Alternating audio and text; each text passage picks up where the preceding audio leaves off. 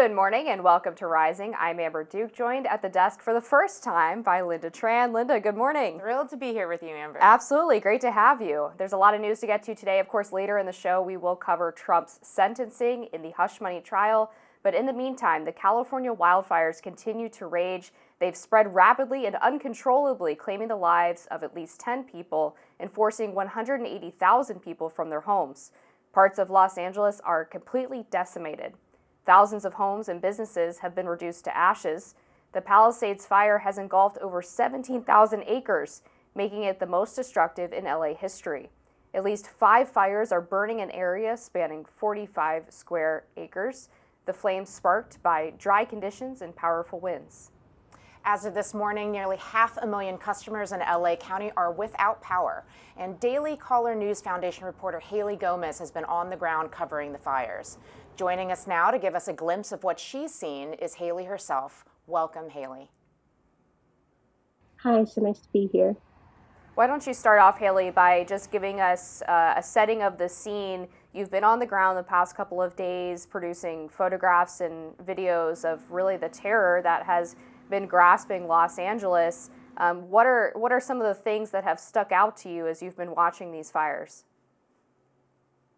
Yeah, so everything kind of broke out Tuesday. Palisades obviously was in the morning, and by evening around 6:30 p.m., that's what they're estimating right now, it sparked up in Eaton Canyon, which is where I'm from, the Altadena area. And by 8 p.m., we were watching the local news, and it looked bad, but I don't think anyone really realized how bad it was going to get. Because of the winds, they were around 70 to 80 miles per hour. Everything just blew. Officials had told us later on that embers were traveling up to 2 miles away from the start of wherever they were burning. And so when you have something like that combined with heavy winds, it just creates chaos. And on Wednesday, I headed out into Altadena. I actually went up to where I used to live, and just a street away, I took some footage of cars burning up. People were running out of their houses. Everyone kind of just looked in shock. Obviously, it's a right response. You don't realize how bad it gets really fast, and everyone was just, again, in shock. It was unreal. The last few days have been really surreal for everyone around here, whether you're a resident of the area or you're just a local Californian, because these places so well. On Palisades, there's just so many known places that are filmed, photographed, and you go visit for a day. And in Altadena, it's the same thing. In my hometown, it looks like a nuclear bomb went off. And I think a lot of residents right now are kind of wondering how to start picking up their pieces at this point. Yeah, it's pretty incredible footage that we've been seeing here. And Hailey, understanding that a lot of folks have been calling this quote unquote unprecedented, could you give us a sense as a longtime resident how this compares to other experiences that you and your neighbors have had previously in terms of wildfires? Yeah, I think living in California, you kind of hit like the 3 markers: the earthquakes, the California fires, and the winds. We are always told, seasonally, the fires during the summer, winds are usually around this time. And so you know in your head that it's going to get bad at certain points, but this was just the fire with the winds is really what kind of set everything off. Officials had told us, the Pasadena fire chief had told me during the press conference that even if they weren't stretched on resources, there's no amount of manpower that could have stopped this at that point because of how strong they were. And so when I had come into the town, I thought that it's the upper part of Altadena, closer to the mountain, would be destroyed. But it was the homes that were further down and the buildings that were further down that were just completely demolished. That shocked me because it's so far away from where the start of it is. And so I think that's really the part that kind of is hitting a lot of residents, and it just took out entire, you know, streets of stuff. And it looks like there's so much character that's lost at this point. The houses, families have been there for years, building their lives and building their homes and fixing things and building up their communities. And so I think that's the part that is kind of everyone's kind of grappling with at this point. The breaking news this morning, Hailey, is that the police have arrested a suspect for arson near where the Kenneth fires started. Have police give any indication as to whether they're investigating arson as a potential source of the fires? And what else have they said about the origin? Yeah, the investigation for Eaton Canyon is ongoing. That was confirmed on Wednesday that it was under investigation. There is no indications as of right now for that one, as I'm aware of. Hailey, what does it look like for people who have evacuated? What sort of support are you getting from city leaders, from social service organizations and volunteers that are there? I was on the ground on Wednesday, specifically in Pasadena all day, and so that main hub was the convention center in Old Town. It's a really large building. It was housing, by the time that it was 5 p.m., there were over 1,000 people there. So a lot of people that were there were the seniors that many saw being evacuated on Tuesday evening out of their homes. People that really just needed help that didn't know where to go. A lot of hotels in the area are being used as well, because people were kind of in limbo of is our house gone? We can't. A lot of people couldn't get up to the spot because it's closed off by local law enforcement, and so people have been staying around the area to find out if their home is completely gone or if there's something that they can manage from it. So yeah, a lot of official resources are down in the hub, which is great. But the first initial day, people just looked so. I think a lot of people were just processing. I talked to one person that he said he had left at 11 p.m. He had tried to stay for as long as he could and left at 11 p.m. They grabbed the essentials, but by the time he got back just to check on his house, it was around 6 a.m. It was completely gone, and he had no idea. And so he came back to just find his entire house, his entire life gone. So when I was talking to him, it was very obvious that he was just still processing this. He said, he was like, I don't even know what to do at this point. And a lot of people feel like that. A lot of people came back to find just their chimneys and, small remains. And they are slowly processing it. But the big question is, how do you rebuild your entire life after years of trying to build it?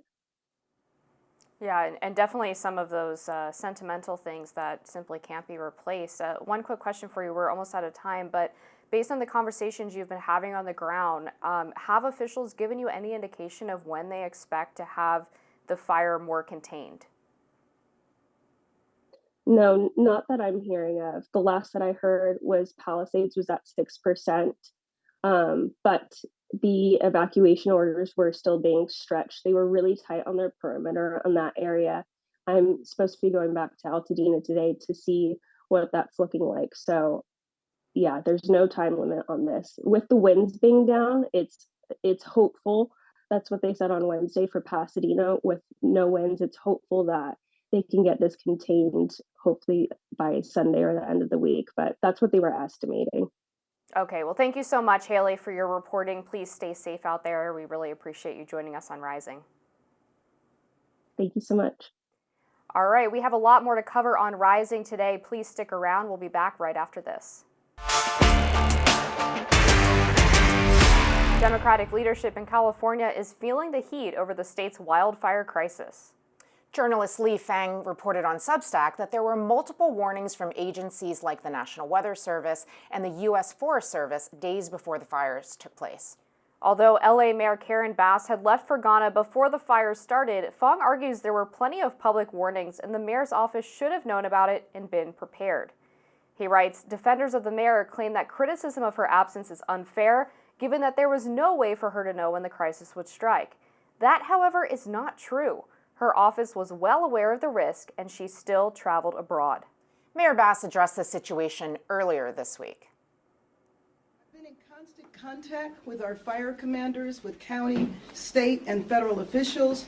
I took the fastest route back, which included being on a military plane, which facilitated our communications. So I was able to be on the phone the entire time of the flight. We are fighting for you and everyone in Los Angeles. Host of The Young Turks and LA native Anna Kasparian was also enraged. She tweeted, California and especially LA is controlled by Democrats. They are responsible, no more passing the buck. Newsmax host Rob Finnerty also jumped in. Take a listen. It's the exact same story, death by DEI, this time with their brand new fire chief. This coming right from the city's website. Kristen Crowley is the 19th fire chief of the Los Angeles Fire Department, and with her wife and children by her side, she took the oath of office in March of 2022, becoming the first female and LGBTQ fire chief in Los Angeles history. Well, isn't that just wonderful? The first LGBTQ fire chief, something we can all hope to have in our own towns one day. Democrats, however, have been pushing back with an explanation of their own. Bernie Sanders wrote on social media this week, 80,000 people told to evacuate. Blazes 0% contained. 8 months since the area has seen rain. The scale of damage and loss is unimaginable. Climate change is real, not a hoax. Donald Trump must treat this like the existential crisis it is. Meanwhile, educator and former Ohio State Senator Nina Turner wrote on Blue Sky yesterday, as we see horrific images and hear heartbreaking stories from California regarding the Palisades fire, it's important to remember that Exxon's own scientists warned executives of climate change in 1977. Climate change is real and we must deal with that reality.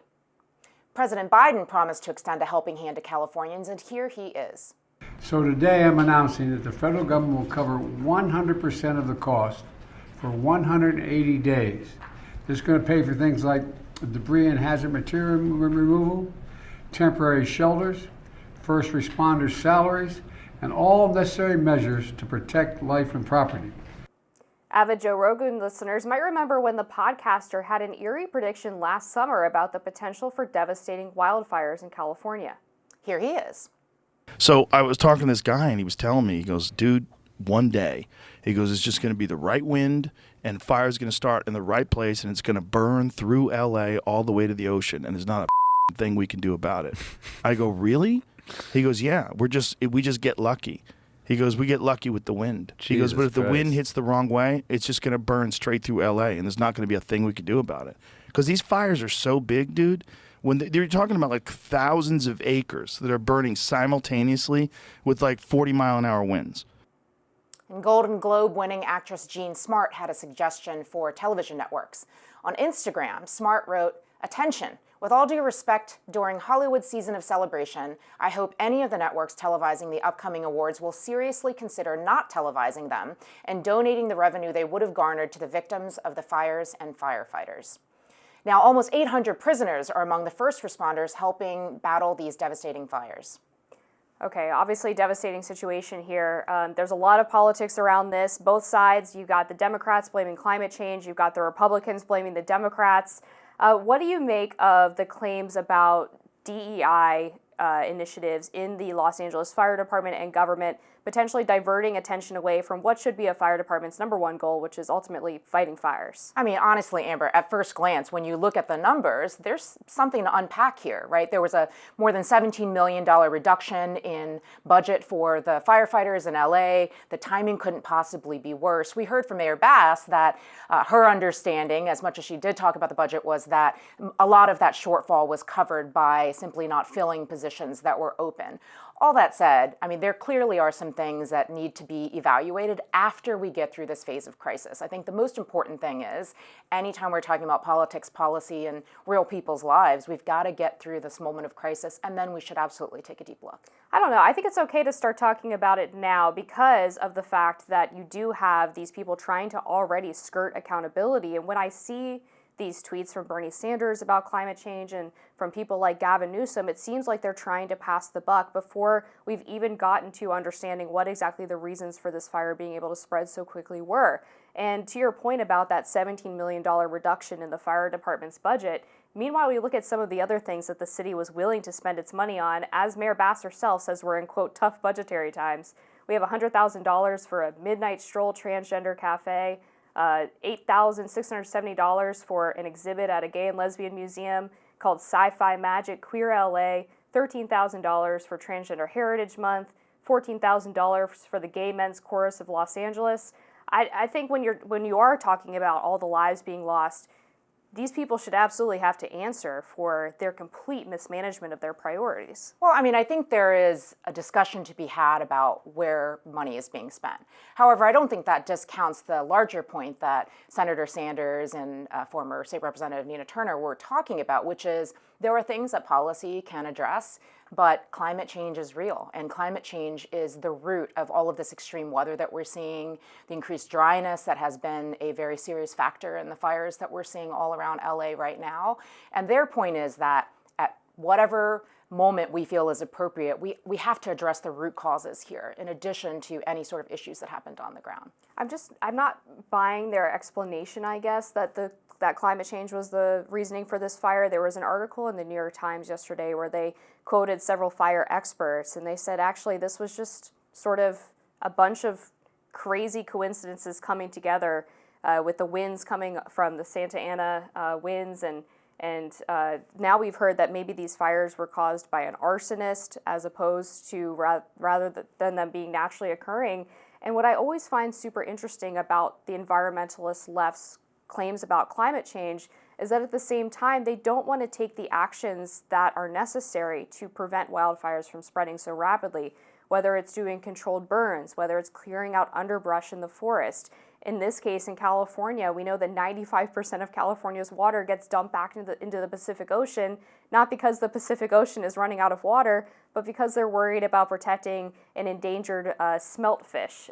So it feels like there's a cognitive dissonance there where the left talks about climate change, we got to throw money at the problem, but they don't really seem to know that much about the environment and actually stopping these wildfires. Well, I mean, I want to make sure we're not conflating issues here. So the smelt fish issue that you brought up, which former president, soon to be president again, Donald Trump also brought up in some of his Truth Social posts, is an incident that is happening in the northern part of California, quite far from where the fires are that we're seeing here. And the other thing is that the reservoirs as of Thursday of last week in and around the LA areas were actually at significant levels. So what the issue is in terms of climate change is that we're seeing dramatic weather shifts and changes. They're happening in California. They're happening along coastal communities. It's part of the reason why we've seen significant issues in the insurance industry, because as climate change has taken root and extreme weather has occurred more frequently, the ability for companies to evaluate risk factors and how they cover people's homes and property has also been something that's been much more difficult for the industry to handle. So I think climate scientists from all around the world would say there's no question that what Bernie Sanders and Nina Turner have said is true. The numbers bear it out, the data bear it out. But in the meantime, we still have to take into account policies and programs that are possible today to help people that are being impacted. Yeah, and I mean, following up on that, my point, I guess, is that if your concern is climate change and you won't do controlled fires because you're worried about smog or smoke getting in the air, inevitably you're going to get a situation like this where you now have, 10 times, 10th degree more smoke in the air because we now have a massive wildfire raging throughout all of Los Angeles rather than what could have been a smaller controlled burn to prevent this from happening in the first place. So it seems like there's not really any balance when it comes to these climate change proposals of actually recognizing that sometimes there are things that you can do preventively that might push against your idea that the air has to be 100% clean at all times, but could prevent something that could be actually deadly to humans. Well, there's a fundamental difference between adapting the things that you do to address a crisis that has already arrived, which is part of what you're talking about in terms of controlled burns. And then there's the actual addressing of the problem, big picture. And without dealing with climate change itself, these sorts of cases, whether it's wildfires or rising seas or melting of the polar caps, that's just going to continue. And what we'll end up in is a situation where we're continually trying to address the problem after the fact as opposed to mitigating it altogether. Yeah, we would have to get into a much longer debate about climate change and what the scientists say about it in order to get at the root issues, but we're going to have to leave it there today on that topic, and we have a lot more to cover on Rising after this. Bad news for Joe Biden and some others as well, as a federal judge rejected the president's revised Title IX proposals that would have included gender identity, pregnancy or related conditions, and sexual orientation as protected categories. The revision would have potentially mandated schools and their staff to call students by their preferred pronouns. It also would have allowed transgender students to use single-sex restrooms that they best identified with. One of the judge's rejections was on free speech grounds. He wrote, "Put simply, the First Amendment does not permit the government to chill speech or compel affirmance of a belief with which the speaker disagrees in this manner. The entire point of Title IX is to prevent discrimination based on sex," Judge Reeves continued. "Throwing gender identity into the mix eviscerates the statute and renders it largely meaningless." The Congressional Equality Caucus spoke out on the matter, writing, "POTUS and the Education Department made it crystal clear. Title IX protects LGBTQI+ students, survivors, and pregnant and parenting students. Now a Kentucky judge has struck the entire rule down. All students deserve to attend school free from discrimination and harassment." Author and former NCAA swimmer Hailey Gomez celebrated the ruling, writing, "Huge win for girls and women everywhere. This morning, a federal court ruled in favor of reality. Biden's Title IX rewrite has been vacated nationwide. Common sense is slowly returning. Thank you, Tennessee AG." So I view this ruling similarly to Hailey Gomez as a huge victory for women and girls. There were a lot of perhaps intended, but certainly unintended consequences of including gender identity as a protected class under Title IX. This applies to things like bathrooms, locker rooms, sports teams, pretty much any single-sex space that you could think of. And when you're looking at elementary, middle, even high school, you're looking at young girls and women who are in a very vulnerable state, who I think shouldn't have to be forced to change or share private spaces with individuals who are members of the opposite sex, regardless of what gender they say that they identify as. That doesn't change the biological sex reality of what's happening there. And I think we have an obligation to make sure that women and girls' private spaces are protected and kept solely for them. You know, Amber, I think that this issue and transgender-related policy issues in general are just very challenging. You know, I think that people on both sides of the aisle have the best of intentions, honestly. I may sound very Pollyanna in describing it that way, but I think, you know, Democrats are hoping to ensure that an entire group of individuals is not discriminated against. People on the GOP side of the aisle want to make sure that people are not vulnerable as a result of changes in policy. And I think, you know, at the end of the day, you're talking about real human beings who are going through all sorts of challenges, who are figuring out who they are as human beings. And then you add into it, there's some scientific analysis about what happens when, for example, individuals start to take hormones and make that transition, which then muddies the water even further. I think it's just a very difficult set of discussions and policy interventions. Yeah, well, it's very magnanimous of you. I appreciate that very much. I guess I don't find it as complicated, and I know that sometimes people's hearts are in the right place trying to protect these kids who have gender dysphoria, and I think that's totally reasonable and admirable, but unfortunately, I think as a society, we've gotten this one really, really wrong. When you look at where this trend, as you could call it, it started in the Netherlands through a Danish study that was very poorly designed, that claimed that these young people's mental health gets better when they undergo things like puberty blockers and hormone therapy. And now 10, 15 years on from the Dutch model becoming the standard for the rest of the world and it quickly being adopted in the United States of America, they've actually abandoned this practice because they found that when they tried to repeat the study, they couldn't do it. There were design problems with the original study, and there's been additional reviews and studies like the CAS report in the UK's National Health Service that found the opposite, that actually 80 to 85% of kids who have gender dysphoria end up desisting by the time they reach adulthood, and that there are so many side effects, negative side effects to puberty blockers and hormone therapies that even if there was a slight increase in mental health benefits related to them, that it wouldn't be justified because of how heavily negative the side effects are. But even so, you don't actually see an increase in mental health outcomes for young people. And so even if the Democrats and the left say that they're trying to protect these kids, they don't want them to be discriminated against, the fact that they refuse to accept this additional science that has come out that shows that their preferred method of treating gender dysphoria in young people doesn't work is extremely problematic. I mean, I think the challenge, I hear everything you're saying, Amber. I think the challenge is that, I go back to my point that these are real people and they are going through the challenges. They are figuring out who they are. They are experiencing discrimination in real time. And at the end of the day, as a former policymaker myself, I just feel like you can't just throw up your hands and say, because we don't have the answer, then the status quo is the way to move forward. Not that I'm saying that that's what you're saying.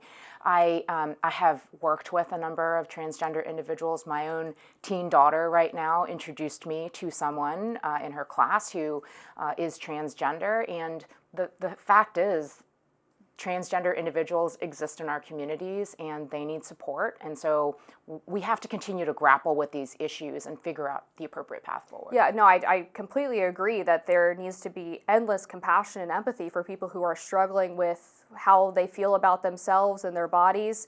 But I think the approach of trying to medicalize it is the wrong approach. We should be making sure that these kids have access to therapy, to loving families who are being supportive of them.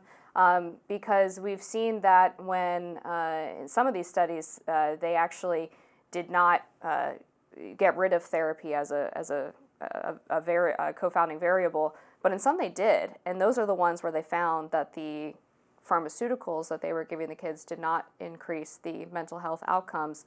So I think the answer needs to be encouraging young people to accept who they are. And I don't mean that in the sense of accepting who you think you are, but accepting the biological reality. And there's a lot of trauma that these gender dysphoric kids often experience that leads to them getting this diagnosis in the first place. And you find that the gender dysphoria doesn't pop up on its own, but it's usually as the result of something else. The majority of young people who identify as transgender also are diagnosed with autism. And in young women in particular, my great friend Mary Margaret Olahan wrote a book about this, talking to detransitioners. A lot of young women have been the victims of sexual trauma. And so the way that they basically protect themselves is by identifying as a member of the opposite sex, identifying as a man, because they are under perhaps the false impression that men don't get assaulted, or at least not as often as women, or that men won't want to assault them if they don't have the body that looks female. From the male perspective, sometimes it's a problem with not feeling masculine enough and thinking it's easier to just identify as a female. So there are a lot of really complex, complicated reasons why people become gender dysphoric. Again, I reject the notion that the answer to any of those is to encourage people to go along with what is effectively a delusion. Well, and with all due respect, Amber, I think even the term gender dysphoria is problematic.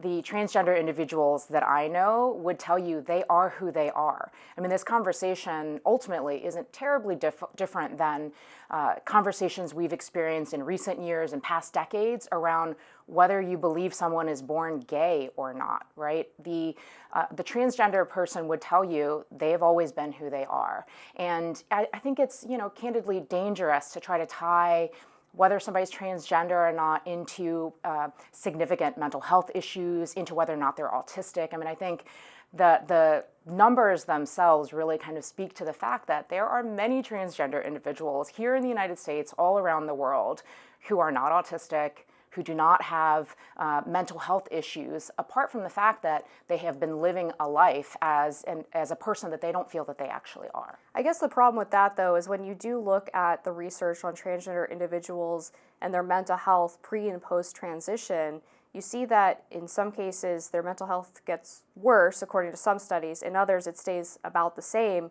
And regardless of that, they do experience much more severe mental health issues, just on average, compared to general population, people who you would probably call cisgender. So I think we're facing this sort of double-edged sword where your explanation for the pre-transition mental health issues is that they're being forced to live in a body that their mind doesn't match with. But then post-transition, it's that they're just being bullied to death, and that's why they're still experiencing the same mental health issues. It just seems like there's always an explanation, and that sometimes it's Occam's razor, right? The simplest explanation is that mental health trauma and issues can lead to feeling incongruent with one's gender. Oh, mental health issues, without question, can have an impact on individuals. I think that's something we can agree on. Sure. But I do think all of this research is dangerous. I mean, if you think about it, if you are an individual that feels like you are the other, you feel like if you come forward, then you will be targeted, how likely are you to actually participate in these types of research and studies and analyses? So, I take it all with a grain of salt. And again, I do come to this from a place where I feel like there's good intent. I don't think that there's, quote unquote, witch hunt happening the way that some others might. But I think, again, it's just very, very complicated. And no matter what you ultimately think about it, these are issues that are going to continue to surface and that we're going to have to deal with. Yeah, I'm a little hung up on the research is dangerous point. Can you just expand on that a little bit more, on what you meant by that? What I mean is that you have to really, really look beneath the surface of any analysis of anything. Of course, yeah. And to see who they're talking to, whether there's actually participation bias one way or another before you get to the findings. Yeah, I completely agree. And that's what I'm getting at, which is that the majority of studies that came out early on in this process of trying to understand how to treat gender dysphoria, particularly among young people, had a lot of problems with people dropping out of the study. So, for example, people who decided that they didn't want to continue treatment paths were no longer included in the final results. Some studies had as high as an 80% dropout rate. And then there's another large study that's often cited out of California where it's actually an opt-in study, and it uses a large database of people who basically filled out a survey about whether or not they went on puberty blockers or hormone therapy. And the study is fundamentally flawed because a lot of the people who said that they went on puberty blockers didn't actually transition until they were adults. Obviously, they wouldn't have been prescribed puberty blockers if they were over the age of 18 and had already gone through puberty. Whereas only over the past 3 to 4 years have there actually been double-blind, well-designed studies that have actually researched this issue. And these are the ones that have shown the opposite of what the transgender activists claim to be true. Well, I think we're ultimately going to have to agree to disagree on this, and I continue to believe that we have a lot more digging and understanding still to come. All right, sounds good. I agree. We have a lot more topics to talk about on Rising. We'll be back right after this. President-elect Trump was just sentenced Friday morning to unconditional discharge in the so-called New York hush money case. He won't go to jail, but he will enter the White House next week as a convicted felon. Upon giving Trump his sentence, Judge Juan Merchan said, after careful analysis and obedience of government mandates pursuant of law, the court feels the only sentence is an unconditional discharge, which is a lawful and permissible sentence for falsifying business records. The president-elect called into the New York courtroom during the sentencing. He was defiant. He said, "This has been a very terrible experience. I think it's been a tremendous setback for New York and the New York court system." Trump also took to Truth Social with a lengthy statement, writing in part, "Today's event was a despicable charade, and now that it is over, we will appeal this hoax, which has no merit, and restore the trust of Americans in our once great system of justice. Make America great again." This comes after Trump's legal team petitioned the Supreme Court to block the prosecution from moving forward on the basis of presidential immunity. The Supreme Court ruled against the president-elect Thursday night. It appears that Trump's stacked court had no bearing this time. During his first term, Trump nominated Justices Neil Gorsuch, Brett Kavanaugh, and Amy Coney Barrett, locking in a conservative majority on the court. There was some drama earlier this week when Supreme Court Justice Samuel Alito confirmed Wednesday there was a phone call between him and President-elect Trump ahead of Trump's sentencing in the New York hush money case. The justice released a statement Wednesday, writing, quote, "We did not discuss the emergency application he filed today, and indeed, I was not even aware at the time of our conversation that such an application would be filed." Getting back to the historic ruling this morning, the president-elect will now head to the White House as a felon based on 34 counts. There you have it. Trump taking sort of a victory lap here, saying, you know, this was the best they could do. They got me on this this unconditional discharge, so I won't be serving any jail time. Therefore, I won the whole exchange. Obviously, getting labeled with the convicted felon moniker is not ideal, but ultimately, I think this did kind of end in something of a dud for people who were potentially hoping that this would finally be the thing that got Trump away from the White House. Even Americans, when asked about these issues, said that they didn't care too much that Trump was indicted, that he was facing all of these felony counts and convictions. So here we are. He's, 2 weeks from taking office now, and he will be the first, I believe, convicted felon to serve as president. Yeah, here we are, and who could have imagined that we would ever have an incoming president, former president, who would have this label on it? I mean, look, I think it's definitely a good news, bad news situation for him. Anytime you ask the Supreme Court to do something and they don't do it, that's probably a bad news day for you. On the other hand, it puts, you know, to your point, Amber, a period on the end of sentence, for the pun intended, for this very long ordeal that he has gone through.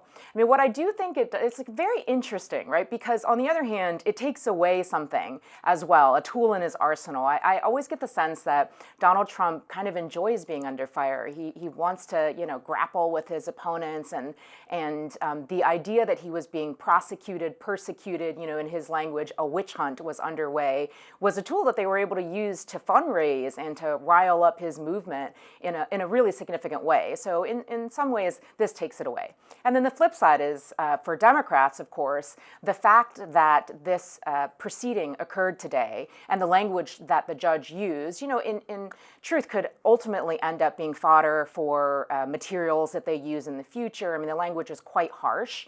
And at the end of the day, no one, whether they are an incoming president or not, wants to be labeled a convicted felon. Yeah, I think you're right about the sort of political panache that this gave Trump, right? Because when we were looking at the Republican primary back in 2024, or late 2023 even, what elevated Trump to the top of this pool of all very qualified candidates was the FBI raid at Mar-a-Lago in the classified documents case. Right. And DeSantis never recovered from that. That's right. Trump became the obvious next leader and continued leader of the Republican Party.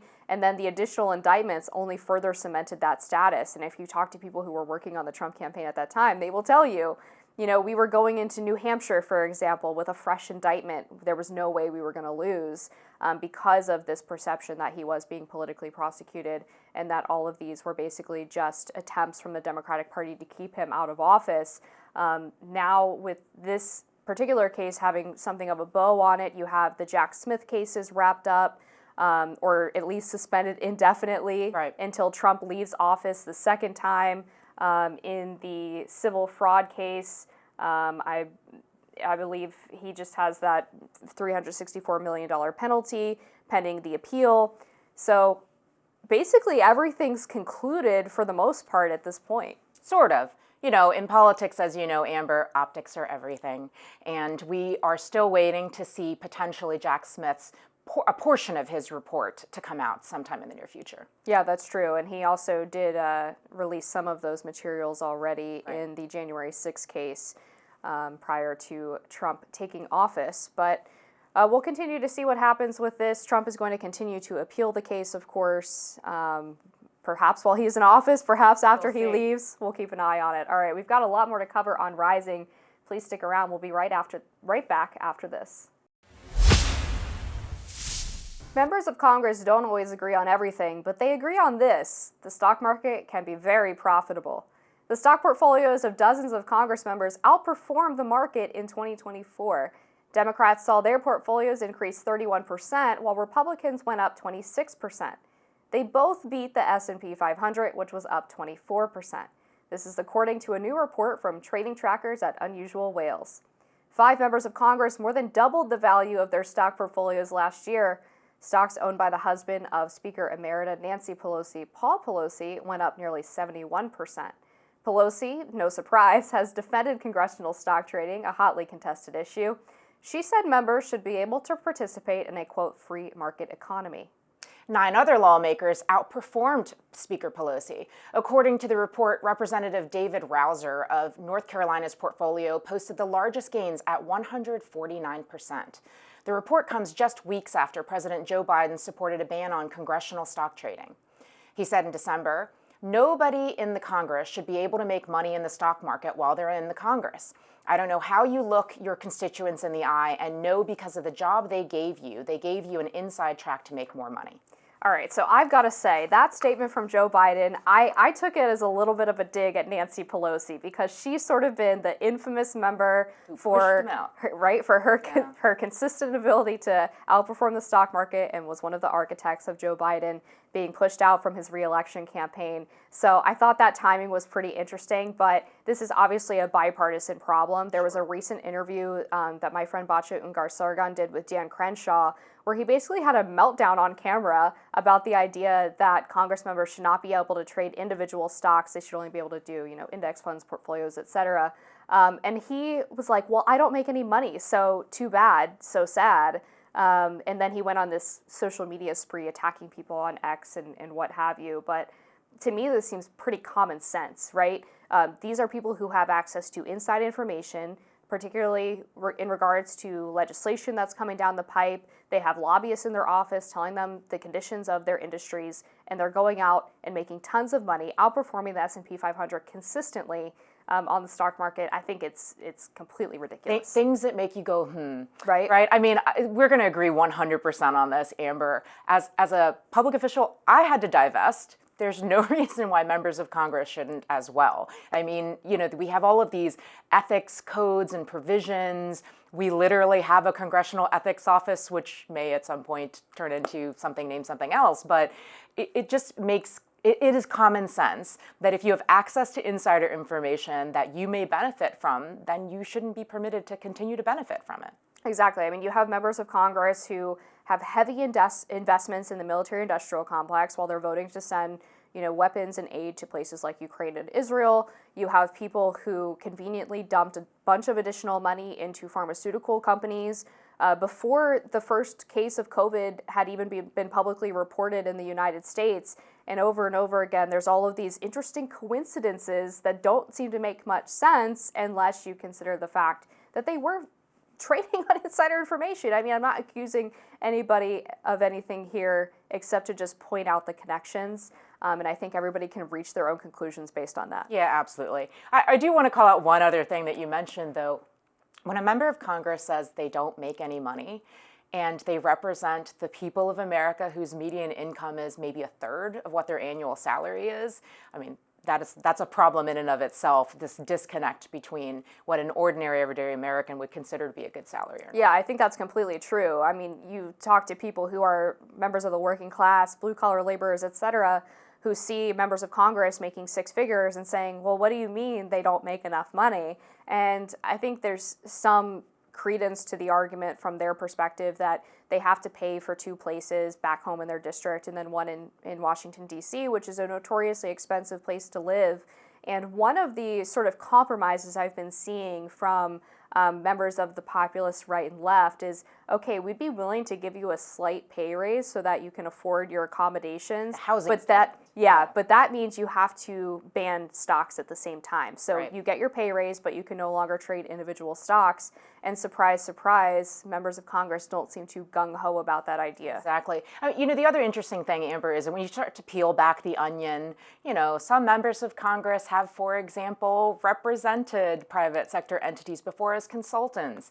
And so what sort of recusals do they have in place to make sure that they're not then helping to benefit their friends that are out there in the world? I mean, these are exactly the kind of questions that I think that we should be asking. Yeah, totally. And it's a classic revolving door situation where they go off, they make money on the stock market, and then they continue to make money in the private sector by having these connections to government, to former staffers, to whoever took over their old seat from lobbying groups. And one of the proposals I've seen floated that I think is a great idea is to ban former members of Congress from joining lobbying firms for a period of time after they leave Congress, whether that's 5, whether that's 10 years. Yeah, a cooling off period. Exactly. I think that's pretty common sense. Yeah, so some of your connections, some of your influence starts to wane before you go and join those companies with your quote-unquote expertise.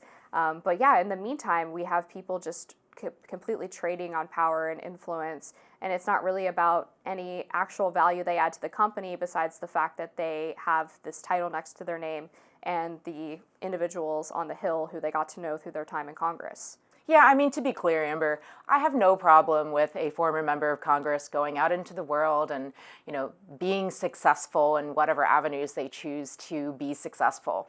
I think that the sticking point is just while they are sitting in their seats, while they're serving the American people, there are definitely some guardrails that don't exist right now that really should. Yeah, completely agree.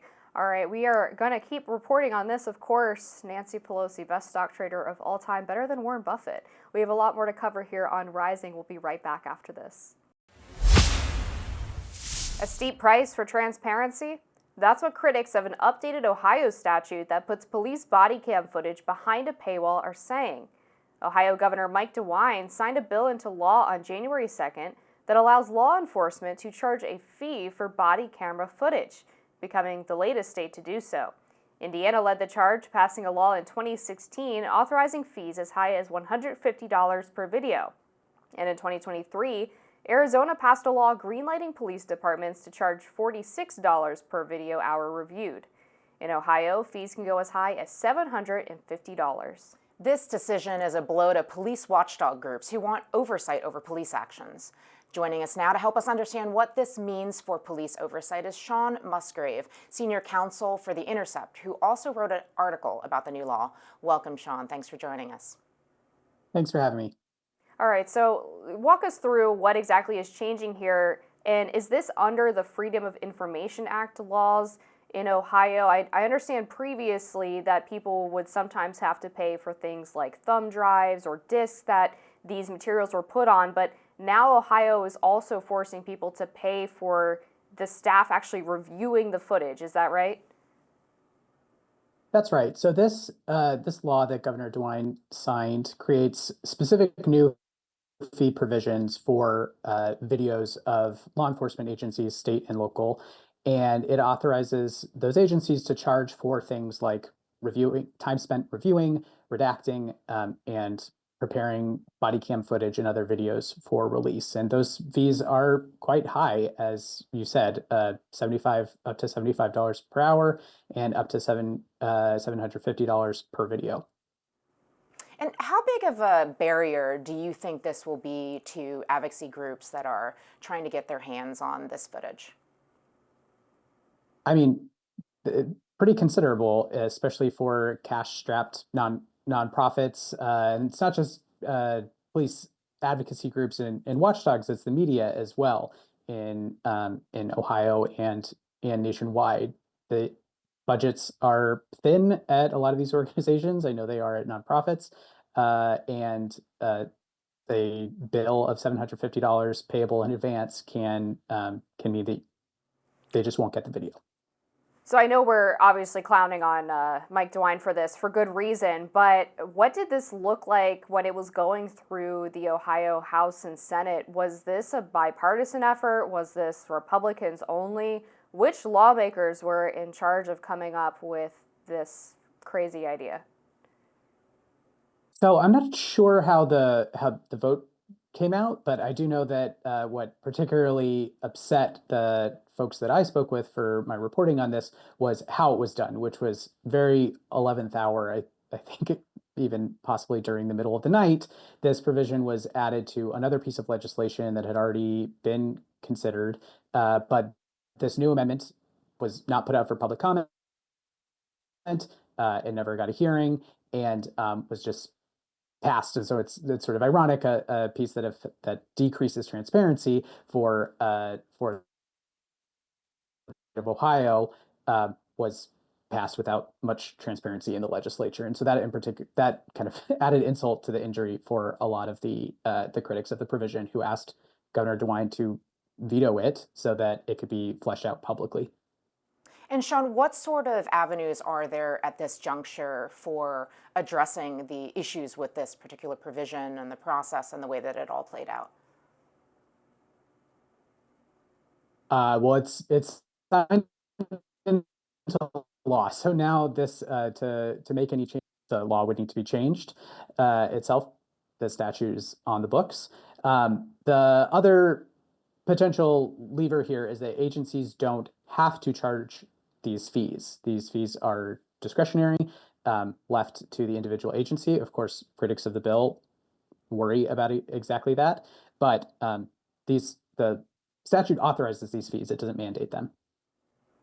This bill also contained a lot of other provisions as well, which is partially why this snuck through. Governor DeWine's office released a statement justifying the new fees for the body cam footage, saying that police departments shouldn't have to divert resources and manpower away from actually policing to reviewing video footage for people who make requests. Do you think that their response to this is reasonable? Do they have a point maybe that there are going to be resources potentially diverted away from other police department duties? So I mean, whenever there are, yes, there are different functions that any government agency has, but what I think is missed in that point is that these records already belong to the public, and it is part of the government's obligation, not just police departments and law enforcement agencies, but any government agency, to be accountable to the public by releasing materials. And this bill just kind of puts a giant price tag on it without finding some sort of middle that accommodates and recognizes those costs to the agency while also making sure that those costs are not used as pretext to withhold materials. Body cam footage has certainly played a key role in expanding public attention, understanding of issues that have arisen in recent years. And we've also seen body cam footage, frankly, get organizations, individuals, members of the public really worked up and out on the streets on certain incidents that have arisen. Are you seeing activity? Are you hearing among groups that have been involved in these issues? Are they organizing to address this finance issue? Well, it seems like they are going to try and work with, trying to pressure DeWine and the Ohio State Legislature to amend the provision I'm not sure what exactly their plan is, because they didn't get to put comments on the initial version, so I'm not sure what their ideas are. And then in terms of actually coming up with the money to foot these fees, I'm sure we'll see plenty of pressure there, and maybe, who knows, crowdfunding body cam footage, something like that. All right, Shawn, well, we're going to leave it there. We appreciate you joining us. Thank you for helping us break down this new provision. We appreciate it. Thanks for having me on. I guess most of us have probably asked Siri, Apple's voice assistant, to answer random questions or get a task done. But was Siri just listening or spying on us? Apple agreed to dish out $95 million last week to settle a lawsuit alleging Siri collected and shared what she heard with third parties. Apple said in a statement this week that it had, quote, never used Siri data to build marketing profiles, never made it available for advertising, and never sold it to anyone for any purpose. It added Siri doesn't retain audio recordings of interactions unless users explicitly opt in to help improve Siri, and even then the recordings are used solely for that purpose. The statement comes after social media users interpreted the settlement as a confirmation that the allegations were true. An ex-user writes, "Not guilty, but you're paying." Apple agrees to pay $95 million to settle Siri eavesdropping claims. Another ex-user writes, Apple's $95 million settlement is a reminder that tech companies must prioritize user consent. Glad to see some accountability in the space. A similar lawsuit on behalf of users of Google's voice assistant is moving to trial. On Thursday, Google failed to persuade a federal judge to dismiss a privacy class action lawsuit. The lawsuit claimed Google collected personal data from people's cell phones after they switched off a button to stop the tracking.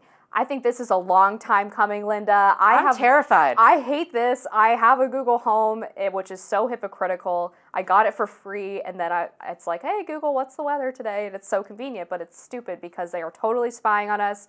I 100% believe They're always this. listening. I mean, you talk about something in your house, and then lo and behold, you go on Instagram 5 minutes later, Exactly, and and the the exact ads thing you are were there. talking about is Yeah. there. I don't buy any of their statements claiming that this data is stored internally and deleted whenever we're done. I think all of this is used to, well, they use the term marketing profiles. I think that's exactly what they're doing. Yeah, when's the last time a tech company had a treasure trove of data at its disposal and didn't use it? Or abuse it, yeah. Right, exactly. I mean, in our household, it's Amazon Alexa. I mean, just another category of a listening device. And to your point, Amber, I had gotten so used to, getting up in the morning and saying, Alexa, what's the weather? I would be on the road in hotel rooms and have to stop myself from saying the same thing. They integrate into your life, and yeah, they're listening.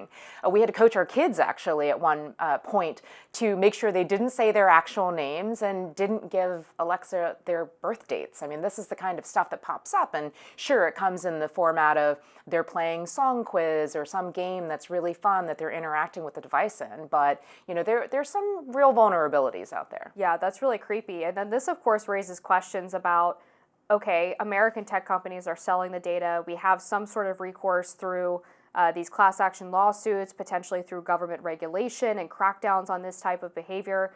Not to say that that's going to happen, but at least that avenue is available to us.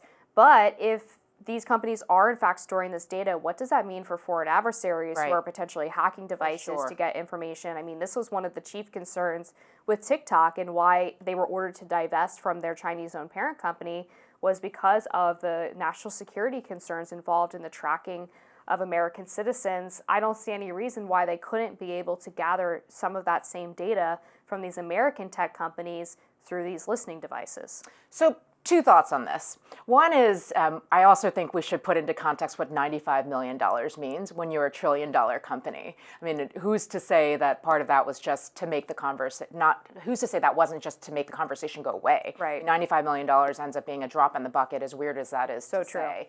The other thing is that I think these companies are probably, this is just my personal opinion, but they're probably banking on the fact that there is a whole generation of individuals that don't mind. I've literally signed on to different applications, websites, et cetera, and I use false information on purpose, right? Because the point is I'm trying to hide my personal information. I live in perpetual fear that somebody's going to steal my identity and run away with it. But then I'll talk to my staff and they'll say, well, they already know everything about you. I mean, to your point, they'll serve you an ad that is specific to the thing you just thought of this morning. So there's definitely a generational shift that's happening, which I find both interesting and terrifying. Yeah, and it's really difficult to, when you're talking about this difference between people, using fake information to sign up for things, and then your staff coming back with, well, they already know everything. It feels sort of almost defeatist sometimes to realize just how much is already collected on you, and I feel like I'm always fighting a losing battle because, as I said, I have a Google Home in my house. I'm an idiot. But then I go to... But it's so convenient. It is convenient. And then I go to the TSA pre-line and I'm like, I'd like to opt out of the facial scanner. I mean, yeah, absolutely.